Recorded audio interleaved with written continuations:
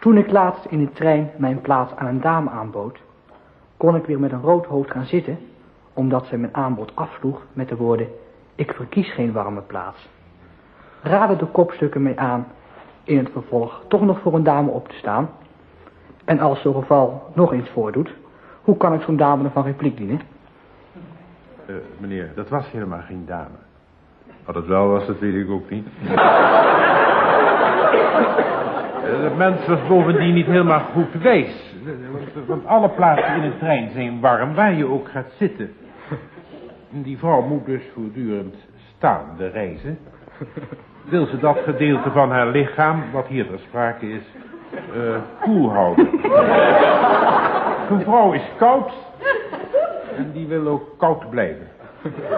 Zelfs op de meer afgelegen gedeelte van haar persoonlijkheid.